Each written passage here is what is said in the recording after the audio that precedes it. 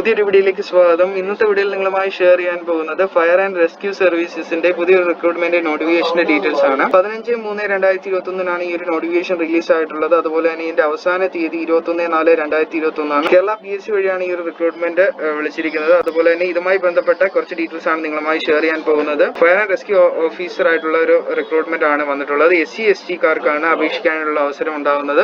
20,000 രൂപയ്ക്കും 45,800 രൂപയ്ക്കും ഇടയ്ക്കാണ് സാലറി പറയുന്നത്. ഒരു വേക്കൻസിയാണ് പറഞ്ഞിട്ടുള്ളത്. ഇത് ഡയറക്ട് റിക്രൂട്ട്മെന്റ് ആണ്. അതുകൂടാതെ ഏജ് 18-നും 30-നും ഇടയ്ക്കുള്ളവർക്ക് അപേക്ഷിക്കാനായിട്ടുള്ള അവസരമുണ്ട്. 2/1/1990-നും 1/1/2003-നും ഇടയ്ക്ക് ജനിച്ചവർക്ക് അപേക്ഷിക്കാവുന്നതുമാണ്. എഡ്യൂക്കേഷൻ ക്വാളിഫിക്കേഷൻ നോക്കുകയാണെങ്കിൽ +2 മാത്രമാണ് പറഞ്ഞിട്ടുള്ളത്. അതുകൂടാതെ ഡ്രൈവിംഗ് ലൈസൻസിന്റെ കാര്യങ്ങൾ പറയുന്നുണ്ട്. അടുത്തായിട്ട് ഫിസിക്കൽ ഇവന്റ്സിന്റെ കാര്യങ്ങളാണ്. 100 metre race 14 second, high jump, long jump, short put, throwing a cricket ball, rock climbing, pulling a four chin ups പറഞ്ഞിട്ടുണ്ട്. അതുകൂടാതെ 1500 മീറ്റർ റേസ് 5 മിനിറ്റ് 44 സെക്കൻഡിൽ കംപ്ലീറ്റ് ചെയ്യണമെന്ന് പറഞ്ഞിട്ടുണ്ട്.